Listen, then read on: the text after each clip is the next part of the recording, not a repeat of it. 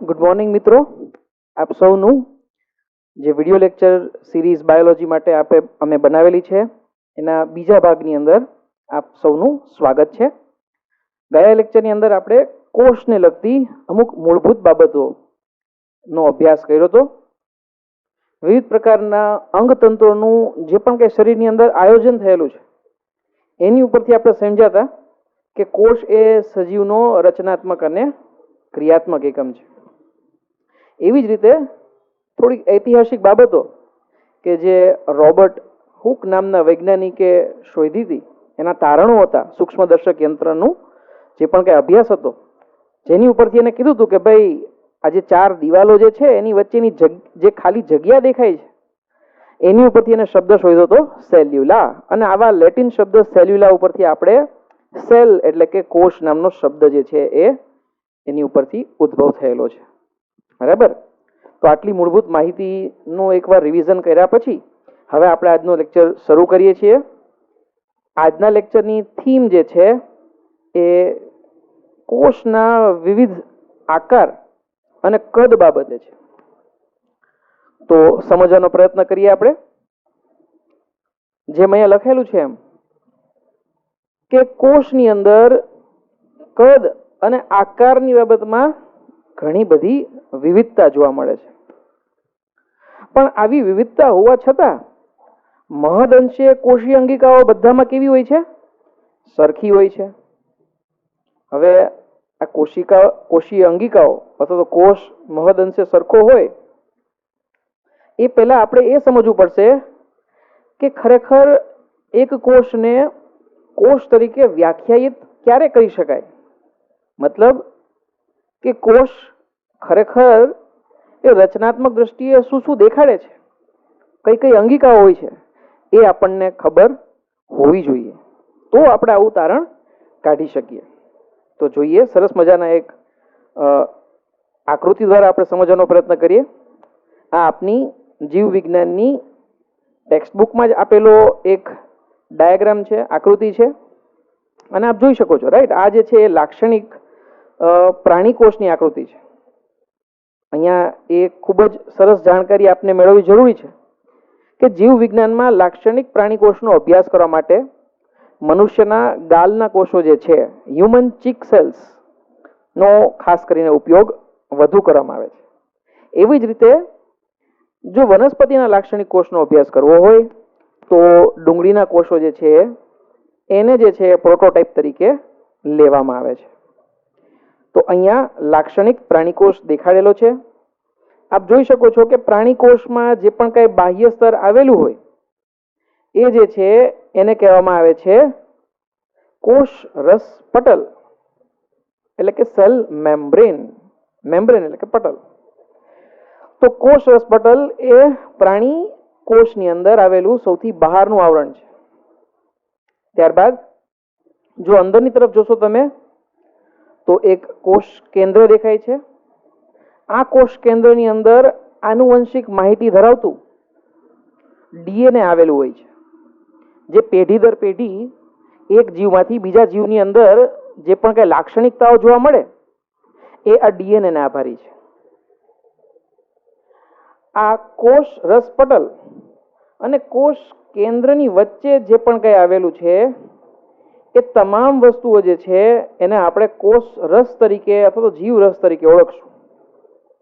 જેની અંદર આ પ્રવાહી જેવું તમને જે આછા વાદળી જેવું દેખાય છે, જે અહીંયા આકૃતિમાં દેખાડેલું છે, એ ખરેખર પ્રવાહી છે, જે પાણી અને ઘણા બધા મિનરલ્સ એટલે કે sodium, potassium, calcium, chloride, bicarbonate ધરાવે છે.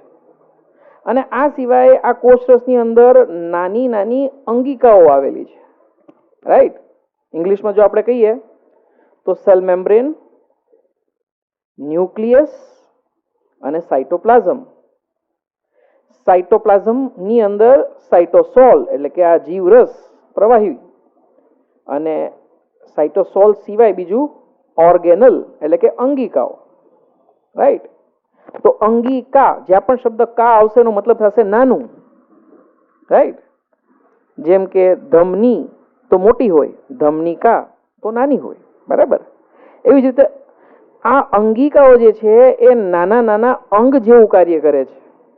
કારણ કે નાના અંગ જેવું કાર્ય કરતી આ બધી રચનાઓ છે, માટે આ બધાને આપણે શું કહેશું? અંગિકાઓ. જેમ કે કણાભસૂત્ર એ એક અંગિકા છે, ગોલ્ગી કાય એ એક અંગિકા છે, લાઇસોઝોમ, અંતઃકોષરસ જાળ, રિબોઝોમ, આ બધા જ અંગિકાઓના પ્રકાર છે.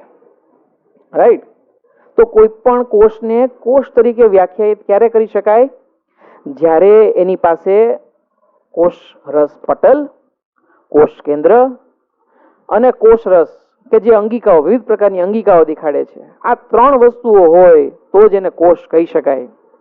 આ ત્રણમાંથી એક પણ વસ્તુ ના હોય તો એને કોષ કહી શકાતો નથી. આમ કોષના આકારમાં ઘણી બધી વિવિધતા જોવા મળી શકે. અમુક કોષ જે છે એ 5 માઇક્રોમીટર જેટલા નાના હોઈ શકે, અમુક કોષ જે છે એ 100 માઇક્રોમીટર જેટલા મોટા હોઈ શકે. પણ એમ છતાં પણ આ બધાની અંદર અંગિકાઓ મહદ અંશે કેવી હોય છે? સરખી હોય છે.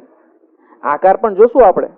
અમુક ગોળ આકાર હશે, અમુક જે છે સ્તંભાકાર હશે, અમુક જે છે ક્યાંક ને ક્યાંક જે છે ઘનાકાર હશે. આ બધા જ અલગ અલગ આકાર હોવા છતાં પણ અંગિકાઓ એની અંદર એક સમાન જોવા મળે છે. રાઈટ? તો આટલું આપણે આ ડાયાગ્રામની મદદથી સમજવું. આ આખો આકૃતિ જે છે એ ફરી પાછી આપણે ડિટેલમાં સમજવાની જ છે. અહીંયા માત્ર ને માત્ર ખાલી કોષની સમજણ માટે તમને જે છે એ ખાલી બતાવેલી છે. રાઈટ? તો હવે આપણને એક પ્રશ્ન એવો થાય કે ભાઈ કોષની અંદર વિવિધતાઓ જો આટલી બધી જોવા મળે છે કદ બાબતે, તો ખરેખર આ કોષનું સામાન્ય કદ શું હશે? તો આ પ્રશ્નનો જવાબ જે છે એ આપણને આની પછીના વાક્યમાં મળશે. સામાન્ય રીતે જે પણ કાંઈ સ્તનધારી વર્ગના પ્રાણીઓ હોય, સ્તનધારી વર્ગના પ્રાણીઓ એટલે કે એવા પ્રાણીઓ કે જેની અંદર સ્તન જે છે એ જોવા મળે છે, જે એની ઓળખ છે. રાઈટ? મેમરી ગ્લેન્ડ્સ એટલે કે સ્તન. તો મેમરી ગ્લેન્ડ્સ ઉપરથી શબ્દ શું આવ્યો? મેમેલિયન્સ. રાઈટ? માણસ જે છે, હ્યુમન જે છે, શેની અંદર આવશે? મેમેલિયન્સની અંદર આવશે.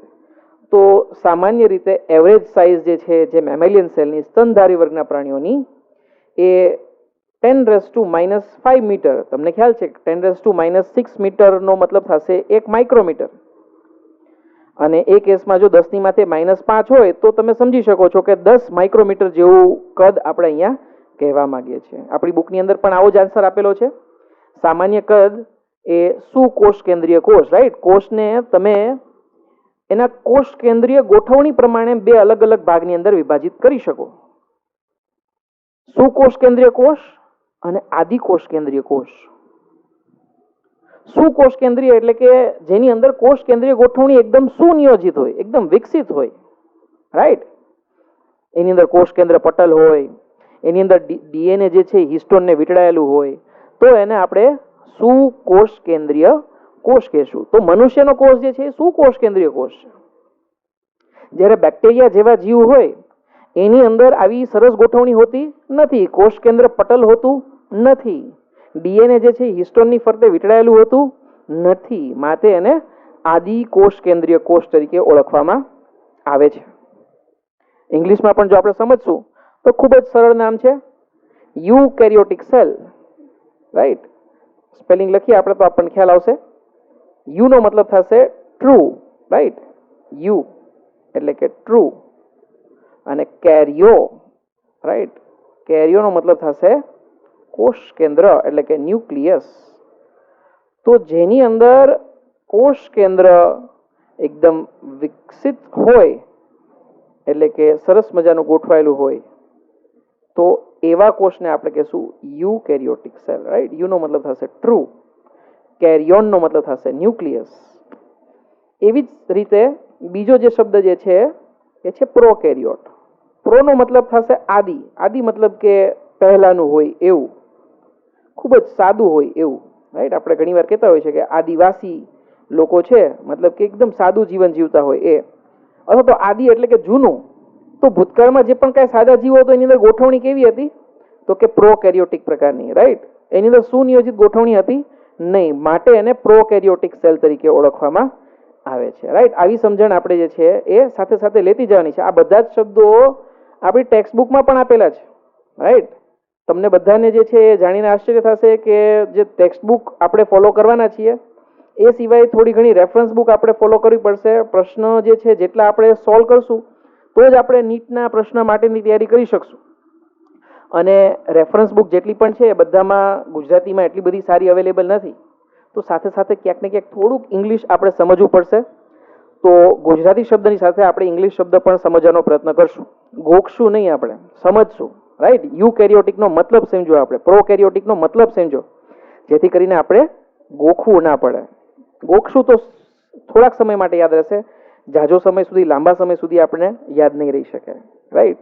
તો આવી રીતે આપણે ઇંગ્લિશ શબ્દ પણ સાથે સાથે સમજતા જવાના છે. તમામ પ્રકારના સુકોષ કેન્દ્રીય કોષ, જેની અંદર સ્તનધારી વર્ગના પ્રાણીઓના કોષનો પણ સમાવેશ થાય છે, એનું સામાન્ય કદ 10 માઇક્રોમીટરથી 20 માઇક્રોમીટર જેટલું હોય છે. રાઈટ? આ આપણે ડાયામીટરની વાત કરીએ છીએ, એનો વ્યાસ જે છે એની વાત કરીએ છીએ. બરાબર? ચલો, તો જે પણ કઈ આપણે ડિટેલ્સ અહીંયા ભણ્યા છીએ, કોષને લગતી, કોષીય અંગિકાઓને લગતી, એનું કદ કેવું હોય, એના આકાર કેવું હોય, આ બધી જ જે પણ કઈ અભ્યાસ જે છે એને આપણે કહીશું કોષ વિદ્યા, એટલે કે સાયટોલોજી. સાયટોનો મતલબ થશે સેલ એટલે કે કોષ, અને લોજીનો મતલબ થશે સ્ટડી એટલે કે અભ્યાસ. તો વર્ડ સાયટોલોજી મતલબ કે બાયોલોજીની, જીવ વિજ્ઞાનનું એવું બ્રાન્ચ, એવી શાખા કે જેની અંદર આપણે કોષોનું બંધારણ, એની સંરચના અને એના કાર્યને અભ્યાસનું જે છે, રાઈટ, કાર્ય જે છે એનો અભ્યાસ આપણે કરીએ છીએ. તો આવા વિજ્ઞાનને આપણે શું કહેશું? કોષ વિદ્યા, સાયટોલોજી. રાઈટ? તો સાયટોલોજીની અંદર હવે આપણે આગળ વધીએ છીએ આકારની અંદર, વિવિધતાઓની અંદર. આપણી ટેક્સ્ટ બુકની અંદર ખૂબ જ સરસ મજાનો એક આકૃતિ આપેલી છે, જેની અંદર વિવિધ કોષ દેખાડેલા છે અને એના વિવિધ આકારો પણ જે છે એ સાથે સાથે દેખાડેલા છે. હવે આ ચિત્રમાં જે છે એ ખાલી આપણે નામ યાદ નથી રાખવાના, માત્ર એનો આકાર યાદ નથી રાખવાનો, પણ આપણે એ પણ સમજવાનું છે કે આવો આકાર ખરેખર આ કોષનો શું કામે આવ્યો. જો આપણને એવી સમજણ આવશે તો 100% આપણે કોઈ પણ પ્રકારના પ્રશ્નો જો નીટની એક્ઝામમાં પૂછાય એના માટે આપણે તૈયાર રહીશું. રાઈટ? તો પહેલો જ કોષ જે આપણને દેખાડેલો છે એ પ્રાણીની અંદર જોવા મળતો કોષ છે, જેને આપણે કહીએ છીએ રક્તકણ. આમ તો રુધિરની અંદર 3 કોષો હોય છે, રક્તકણ, શ્વેતકણ અને જે અહીંયા નથી દેખાડેલા એ હજી આવતે ત્રાકકણ. રાઈટ?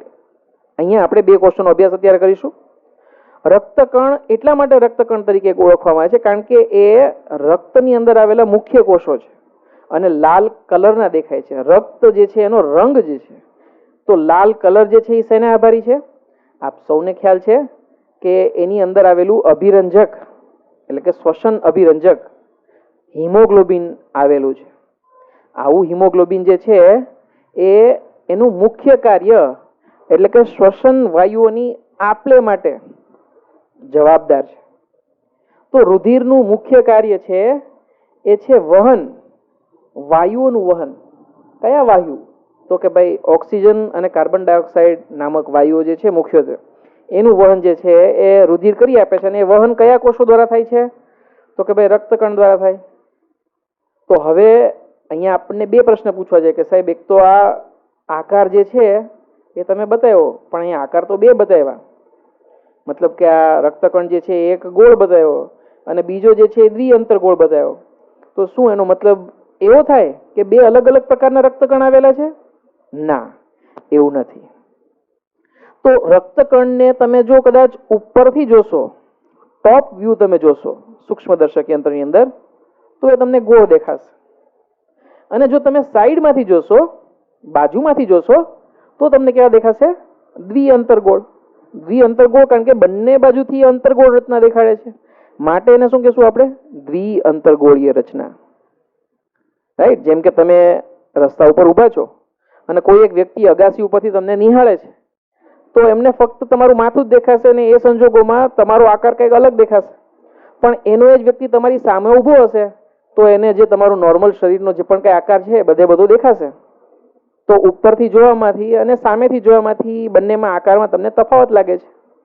જે ઉદાહરણની મદદથી આપ સમજી શકો છો કે રક્તકણ પણ જે છે એ ઉપરથી અને બાજુમાંથી એટલે કે સાઈડમાંથી અલગ અલગ દેખાય.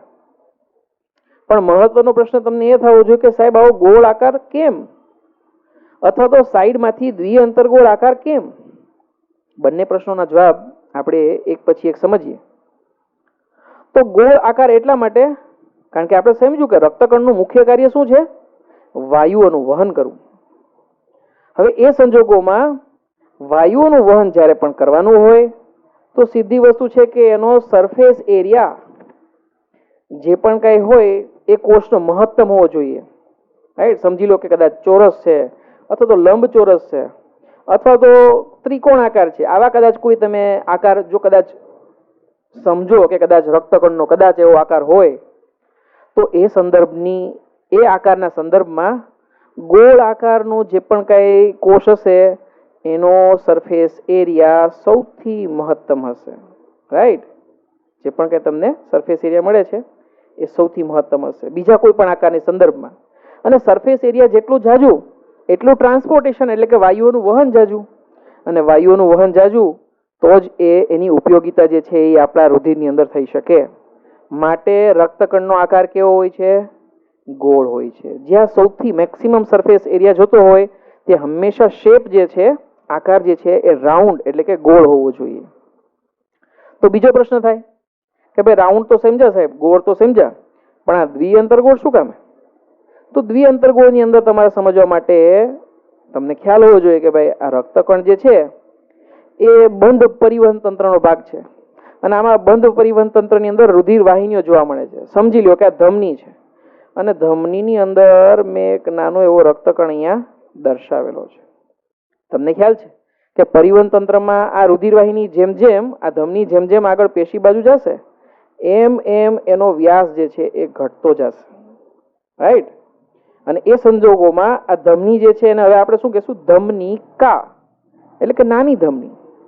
હવે ધમનિકા સુધી પહોંચશે તો પણ એ આ ગોળ આકાર ત્યાંથી પસાર તો થઈ શકશે, વાંધો નહીં આવે.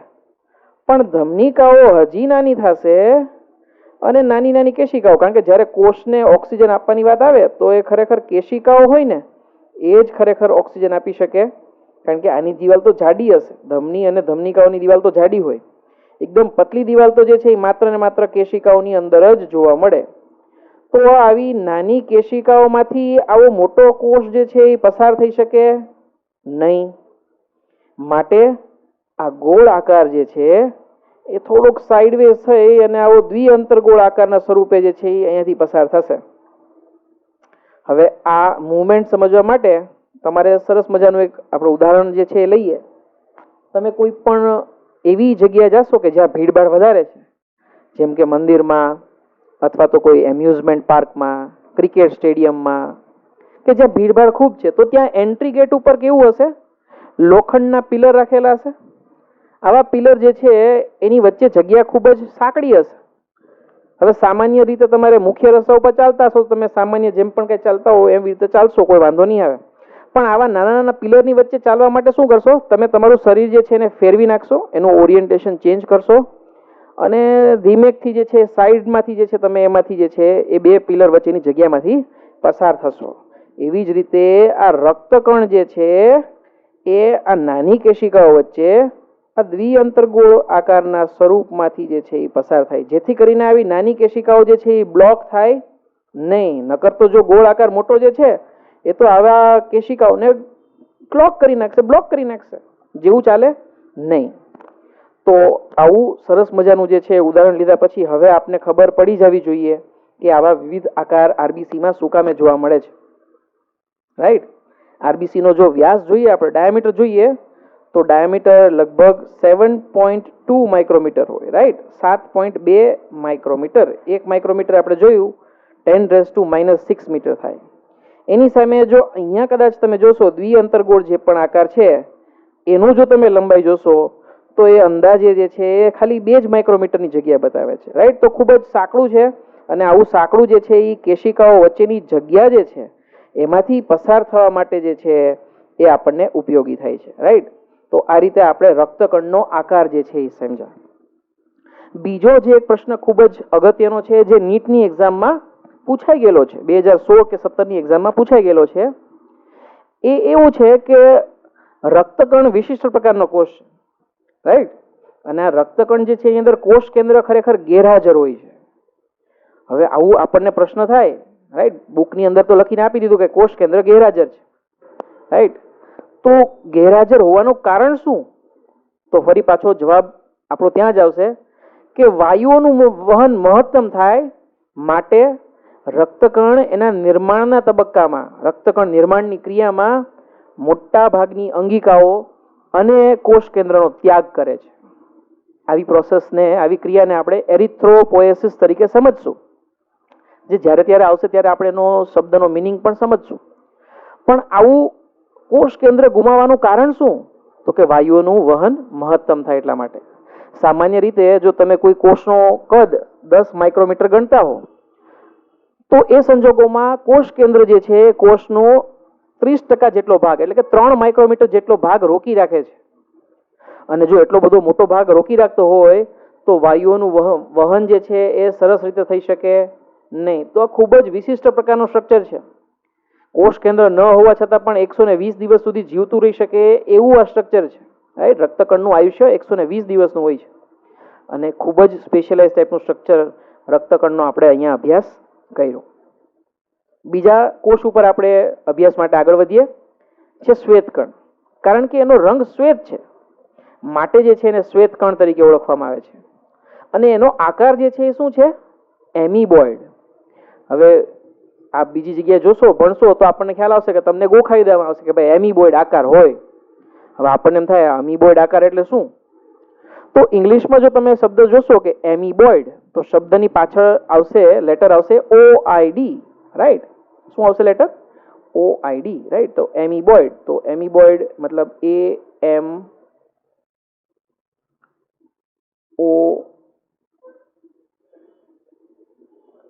એમીબોઇડ, BOID. તો જ્યાં પણ શબ્દ આવશે OID, આનો મિનિંગ થશે સિમિલર, રાઈટ? શું મતલબ થશે એનો? સિમિલર એટલે કે સમાન. કોના જેવું? તો કે એમીબા જેવું. અમીબા જેવું સ્ટ્રક્ચર હોય તો એને શું કહેશું? એમીબોઇડ આકારનું છે એવું તમે કહી શકો, રાઈટ? તો માટે આરબીસી જે છે એનો આકાર જે છે એ તમે એમીબોઇડ શેપ એવી રીતે કહો છો. હવે આપણને થાય કે એમીબોઇડ જેવી રચના શું કામ, અમીબા જેવી રચના શું કામ બનાવી? ભગવાને આવી રચના કેમ બનાવી? તો ફરી પાછો જવાબ ત્યાં આવે છે કે રુધિરવાહિની અંદર જ પરિભ્રમણ કરતા હશે. સીધી વસ્તુ આ રુધિરની અંદર આવેલા કોષો છે. હવે રુધિરની જે પણ કંઈ કેશિકાઓ હોય ને એની અંદર અધિચ્છદીય પેશીનું આચ્છાદન હોય, રાઈટ? આપણે જોયું હતું ગયા વખતે, અધિચ્છદીય પેશી જે છે એ હંમેશા આચ્છાદન રચે. કોઈ પણ પેશીની કોઈ પણ અંગનું સૌથી અંદરનું અને સૌથી બહારનું પડ હંમેશા અધિચ્છદીય પેશીનું બનેલું. હવે આ શ્વેતકણ જે છે અહીંયા આવેલો છે રુધિરવાહિનીની અંદર, અને સમજી લો કે પેશીની અંદર કોઈ એક બેક્ટેરિયાનું ઇન્ફેક્શન થયું છે. અહીંયા બેક્ટેરિયા આવેલો છે. હવે આ બેક્ટેરિયાને મારવો જરૂરી છે. તો મારવા માટે આ WBC ને આ નાની જગ્યા જે છે, બે કોષ વચ્ચેની જગ્યા, એમાંથી પસાર થઈ અને આનું ભક્ષણ કરવાનું છે. હવે આવું ભક્ષણ કરવું હોય તો સીધી વસ્તુ છે કે અમીબાની જેવો અનિયમિત આકાર હોય અને ખોટા પગ જેવી રચના દ્વારા એ હલનચલન કરી શકે તો જ આ બેક્ટેરિયાનું ભક્ષણ કરી શકશે, બાકી કરી શકે નહીં. આવી ભક્ષણ કરવાની વિશિષ્ટ ક્રિયા જે છે એને કહેવામાં આવે છે ફેગોસાઇટોસિસ, જે ઘણી બધી વાર પૂછાઈ ગયેલો પ્રશ્ન છે, રાઈટ? તો શબ્દનો આપણે અર્થ સમજવાનો પ્રયત્ન કરશું. ફેગો, PHAGO, ફેગો. ફેગોનો મતલબ થશે ટુ ઈટ, એટલે કે ખાવું, ભક્ષણ કરવું. શું ખાવું? તો કે સાઇટો. સાઇટોનો મતલબ થશે સેલ, રાઈટ? CYTO એટલે કે સાઇટો. અને સિસ એટલે કે ક્રિયા, રાઈટ? તો ફરી પાછો આખો શબ્દ સમજીએ. ફેગોસાઇટોસિસ, સિસ એટલે કે ક્રિયા. એવી ક્રિયા જેના દ્વારા શ્વેતકણ જે છે એ ભક્ષણ કરે છે. કોનું ભક્ષણ કરે છે? તો કે કોષનું. કયા કોષનું? તો કે આ બેક્ટેરિયાનું. આ બેક્ટેરિયાનું, બરાબર? તો આવી ક્રિયા જે છે એને આપણે વિશિષ્ટ રીતે કહીશું ફેગોસાઇટોસિસ. ફેગોસાઇટોસિસ થાય તો જ આપણને જે છે એ આવા જે પણ કંઈ પરજીવી જે છે, જે પણ કંઈ ચેપ ઉત્પન્ન કરતા જીવ છે એમાંથી આપણને મુક્તિ મળી શકે છે. તો આ આપણા રોગ પ્રતિકારક તંત્રનો ખૂબ જ મહત્વનો ભાગ છે. અને ભક્ષણ કરવા માટે એને અમીબા જેવું એટલે કે એકદમ ઇરેગ્યુલર હોય એવું જ સ્ટ્રક્ચર હોવું જોઈએ. માટે એનો આકાર કેવો છે? એમીબોઇડ છે. રાઈટ. હવે આપ સમજી શકો છો કે શું કામ એનો આકાર આવી રીતે આપેલો છે. ત્રીજા કોષો તો કે લાંબા અને સાંકડા, રાઈટ, એટલે કે સ્તંભ આકારના. રાઈટ. અને ફરી પાછું આ અધિચ્છદીય કોષોનો પ્રકાર છે. અધિચ્છદીય કોષો ઘણા બધા પ્રકારના હોય છે, જેમ કે લાદીસમ. રાઈટ. આપણે લાદી ટાઇલ્સ કેવી હોય? એકદમ ફ્લેટ, જેની જાડાઈ ઓછી હોય, ઘન આકાર. એવી જ રીતે સ્તંભાકાર. હવે આવા વિવિધ પ્રકારના કોષો જે પણ કાંઈ હોય અધિચ્છદીય પેશીમાં, એમાં જઠર અને આંતરડા જેવા અંગ જે છે ને એની અંદર સ્તંભાકાર પ્રકારના અધિચ્છદીય કોષો જોવા મળે છે. હવે આપણને એમ થાય કે ભાઈ જઠર અને આંતરડામાં આવા સ્તંભાકાર અધિચ્છદીય કોષો જ કેમ, લાદીસમ કેમ નહીં? તો જઠરીય સ્ત્રાવ દરમિયાન એસિડ ઉત્પન્ન થાય છે. એસિડ જે છે એ સ્રવિત થાય, એની સાથે ઘણા બધા ઉત્સેચકો પણ સ્રવિત થાય, અને શક્ય છે કે એ એસિડ અને ઉત્સેચકો આ કોષને નુકસાન પહોંચાડી શકે. રાઈટ. ખરેખર તો એ પાચન માટે સ્રવિત થયા છે, પણ જો આના સંપર્કમાં આવશે તો એને નુકસાન પહોંચાડી શકે. હવે જો કદાચ અહીંયા લાદીસમ અધિચ્છદીય કોષો હોત તો એ નુકસાનની પછી આની નીચે રહેલા સ્નાયુને કાં તો સંયોજક પેશીને નુકસાન પહોંચાડી શકે. પણ જો સ્તંભાકારના એટલે કે ખૂબ જ જાડાઈ ધરાવતા કોષો આવેલા હોય તો નાનું મોટું નુકસાન અંદર આવેલી સંયોજક પેશી કે સ્નાયુને નુકસાન પહોંચાડી શકતા નથી. માટે જઠર અને આંતરડા આ જે પણ કઈ તમારા અંગ જે છે એની અંદરની બાજુએ હંમેશા સ્તંભ આકારના અધિચ્છદીય કોષો જોવા મળે છે. જો આ રીતની સમજણ આપ કેળવશો તો આપને આગળના જે પણ કઈ ચેપ્ટર અભ્યાસ કરવાના છે એની અંદર પણ આ માહિતી ખૂબ જ ઉપયોગી થશે. રાઈટ. આપ સમજી શકો છો કે આવો આકાર આવેલો છે અને શું કામ આવેલો છે એ પણ આપ સમજી શકો છો.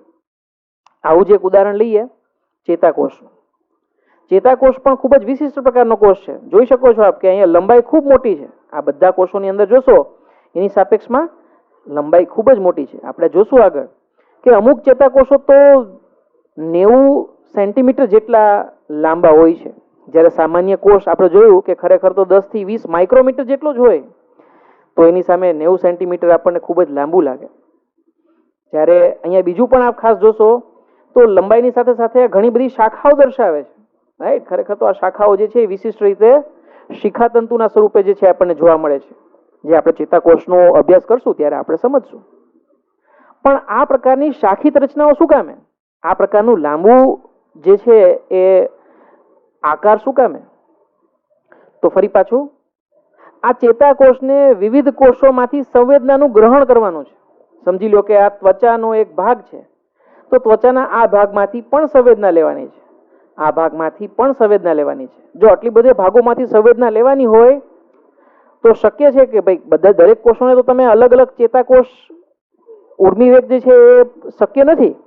દરેક કોષ પાસે પોતાનો ચેતાકોષો શક્ય નથી.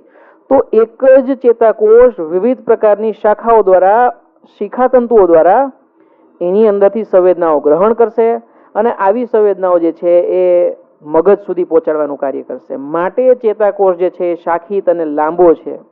આવી વિશિષ્ટ પ્રકારનો રચના ધરાવતો ચેતાકોષ પણ આપણે સમજો. તો અત્યાર સુધી જે પણ કઈ 4 કોષો આપણે સમજ્યા એ પ્રાણીની અંદર જોવા મળે છે. આવા જ પ્રકારના કોષો જે છે એ વનસ્પતિમાં પણ વિવિધ પ્રકારની રચનાઓ દર્શાવે છે. જેમ કે જલવાહિનીકી કોષ, ઇંગ્લિશમાં આપણે એને કહીશું ટ્રેકિડ. આ જલવાહિનીકી કોષ જે છે એ વનસ્પતિની અંદર પાણીના વહન સાથે સંકળાયેલો છે. પાણી અને ઘણા બધા minerals, right, sodium, chloride, potassium, અને એવી જ રીતે સાથે સાથે એ એક જાતનું સ્ટ્રક્ચરલ મજબૂતાઈ, રાઈટ, એ પણ આપવાનું કામ કરે છે. હવે જો પાણીના વહન સાથે સંકળાયેલો હોય તો સીધી વસ્તુ છે કે પાણી તો છેક મૂળમાંથી લઈ અને વનસ્પતિના ટોચ સુધીનું જે પણ કંઈ પર્ણ આવેલું હોય ત્યાં સુધી પહોંચાડવાનો છે. તો આવો કોષ હંમેશા લાંબો જ હોવો જોઈએ. તો ટ્રેકિડ જે છે એ સ્પેશિયલી ઇલોંગેટેડ એટલે કે લંબાયેલા કોષો છે. રાઈટ. ટ્રેકિડને ગુજરાતીમાં કહીશું આપણે જલવાહિનીકી કોષો, લંબાયેલા કોષો છે. રાઈટ. આ સિવાય ખાસ તમે જો જોયું હશે તો પ્રાણીના કોષોની ફરતે એક જ આવરણ આવેલું છે, બાહ્યાવરણ જે છે ને આપણે કોષરસ પટલ કીધું હતું. જ્યારે આ વનસ્પતિનો કોષ છે તો એની ફરતે જે છે એ આ સેલ મેમ્બ્રેન એટલે કે કોષરસ પટલ સિવાય પણ એક આવરણ આવેલું છે જેને આપણે કહીશું કોષ દિવાલ. અને આવું કોષ દિવાલ જે છે એ લિગ્નિન પ્રકારનું જે છે એ તત્વ દર્શાવે છે. એની કોષ દિવાલની અંદર લિગ્નિન જે છે એ આવેલું હોય છે. લિગ્નિન જે છે એ પાણીને જવા દેતું નથી, મતલબ કે નીચે આવેલું પાણી ઉપર તરફ જ ગતિ કરશે.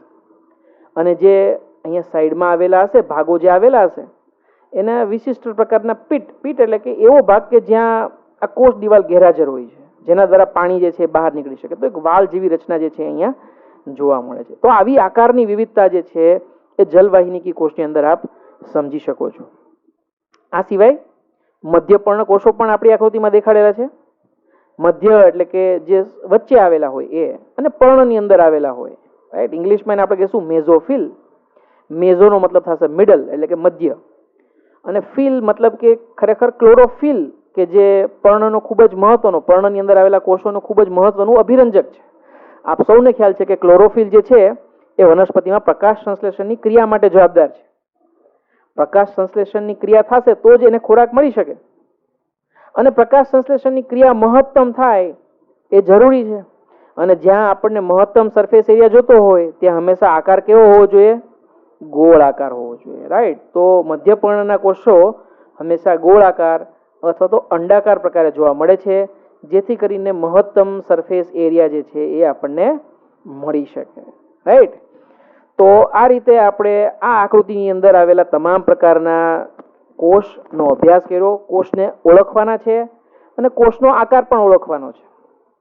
અને આવો આકાર ઓળખ્યા બાદ આવો આકાર ખરેખર શું કામે થાય? જ્યારે પણ તમે તમારી જાતને આવા પ્રશ્ન પૂછશો કે ભાઈ આવું શું કામે, ત્યારે તમે જીવ વિજ્ઞાન ખરા અર્થમાં સમજ્યા છો એવું તમે માની શકશો, રાઈટ. તો સરસ મજાનો લેક્ચર આપણે એક રિવિઝનથી એન્ડ કરીએ. હું આ બધા જ જે પણ કંઈ જવાબો આપેલા છે એને હું અદ્રશ્ય કરી દઉં છું, લોક કરી દઉં છું. આપે 1 બાય 1 જે છે એ બધાને ઓળખવાના છે. માત્ર ખાલી કોષોને નથી ઓળખવાના, એનો આકાર પણ ઓળખવાનો છે. જો જરૂર પડે તો આપ વચ્ચે વિડીયોને પોઝ કરીને આ જવાબ જે છે એ યાદ રાખવાની કોશિશ કરી શકશો, જવાબ આપવાની કોશિશ કરી શકો છો. ઓકે. તો પહેલો જ કોષ જે છે એ છે રક્તકણ. Very good. રક્તકણનો આકાર જો આપણે ઉપરથી જોશું તો આપણને ઉપરી દેખાવમાં કેવા દેખાય છે? ગોળ આકારના. અને સાઇડવેઝમાંથી જો આપણે કદાચ બાજુમાંથી જોશું તો આપણને કેવા દેખાશે? દ્વિઅંતર ગોળ પ્રકારના, right. On the top view round shape, અને સાઇડ વ્યૂમાં આપણને દેખાશે બાયકોન્કેવ. કોન્કેવ એટલે કે અંતરગોળ, બાય એટલે કે દ્વિઅંતરગોળીય આકાર અથવા તો ડંબેલ આકારના આપણને દેખાય છે. ઓકે, ચલો. બીજો કોષ જે છે, વેરી ગુડ, શ્વેતકણ. અને શ્વેતકણનો આકાર કોના જેવો દેખાય છે આપણને? અમીબાનો કોષ કેવો હોય એના જેવો દેખાય છે, માટે અમીબોઇડ. ઓઇડનો મતલબ થશે ના જેવું, સિમિલર, રાઈટ. તો એમીબોઇડ. ત્રીજો કોષ તો કે અધિચ્છદીય પેશીનો એક પ્રકાર દેખાડેલો છે. અધિચ્છદીય પેશી જે છે એ અહીંયા આપણને કેવી દેખાય છે? તો કે લાંબી અને સાંકડી દેખાય છે, માટે સ્તંભ આકારની છે એવું તમે કહી શકો. તો સ્તંભાકાર અધિચ્છદીય પેશી અથવા તો સ્તંભીય અધિચ્છદીય કોષો એવું તમે અહીંયા કહી શકો છો. જે જઠરની અંદર, આંતરડાની અંદર, શ્વસન તંત્રની અંદર આવેલું આપણું વિન્ડ પાઇપ એટલે કે ટ્રેકિયા, રાઈટ, જેને આપણે કહીશું શ્વાસ નલિકા, શ્વસન નલિકા, એની અંદર પણ આ પ્રકારના જ સ્તંભાકાર અધિચ્છદીય કોષો જોવા મળે છે. ત્યારબાદનો કોષ જે છે આપણને ખૂબ જ લાંબો અને શાખિત દેખાય છે, અને આવો કોષ જે છે એ વિશિષ્ટ પ્રકારનો ચેતાકોષ. ત્યારબાદ વનસ્પતિનો કોષ જે એકદમ લંબાયેલ છે, કારણ કે પાણીના વહન સાથે સંકળાયેલો છે. જો પાણીનું વહન શબ્દ તમને ખ્યાલ આવી ગયો, એનું કાર્ય ખ્યાલ આવી ગયું, તો એનું નામ પણ તમને યાદ આવી જશે, જલવાહિનીકી કોષ. ઓકે, ઇંગ્લિશમાં કહીશું આપણે ટ્રેકિડ. અહીંયા આપણે કહીશું નર્વ સેલ એટલે કે ન્યુરોન. અહીંયા તો કે આરબીસી, રેડ બ્લડ સેલ. હા, અહીંયા ખાસ તમને એક બીજી વસ્તુ કહી દઉં કે આરબીસી ની અંદર ન્યુક્લિયસ હોતું નથી, કોષ કેન્દ્ર હોતું નથી. તો એ ખરા અર્થમાં કોષ નથી, કારણ કે આપણે કોષની વ્યાખ્યામાં જ જોયું કે કોષ ખરેખર કોને કહી શકાય? તો કે જેની અંદર કોષાવરણ એટલે કે કોષરસ પટલ, કોષ કેન્દ્ર અને કોષરસ આ ત્રણ વસ્તુઓ હોય તો જ એને કોષ કહી શકાય. જો red blood cell, right, RBC ની અંદર ન્યુક્લિયસ ના હોય, કોષ કેન્દ્ર ના હોય, તો ખરા અર્થમાં એ કોષ નથી. માટે રેડ બ્લડ સેલને રેડ બ્લડ કોર્પસલ તરીકે પણ ઓળખવામાં આવે છે. અને એટલા માટે જ આપણે અહીંયા રક્તકણ ની સાથે જે છે આપણે શબ્દ જે છે રક્તકોષ જે છે એના બદલે આપણે રક્તકણ એવો શબ્દ, રાઈટ, સેલના બદલે કોર્પસલ એવો શબ્દ જો તમે વાપરશો, આમ તો તમારી ટેક્સ્ટબુકની અંદર બંને આપેલા છે, રેડ બ્લડ સેલ પણ આપેલું છે, તો એ પણ તમે લખી શકશો કારણ કે ટેક્સ્ટબુકમાં આપેલું છે. પણ રેડ બ્લડ કોર્પસલ એ ખરા અર્થમાં એને વ્યાખ્યાયિત કરે છે એવું મારું માનવું છે. છેલ્લો કોષ જે બાકી છે એ આપણને ખ્યાલ છે કે પર્ણની અંદર ગોઠવાયેલો છે, મધ્ય ભાગમાં હોય, માટે મધ્યપર્ણ કોષો જે પ્રકાશ સંશ્લેષણ સાથે સંકળાયેલા છે, માટે એનો આકાર ગોળાકાર અથવા તો અંડાકાર છે. રાઈટ, તો આટલી ડિટેલ સમજ્યા પછી આજનો લેક્ચર આપણે પૂરો કરીએ છીએ. રાઈટ, આઈ હોપ કે તમને બધી જ વસ્તુ જે છે આમાંથી સમજાણી હશે. Thank you very much.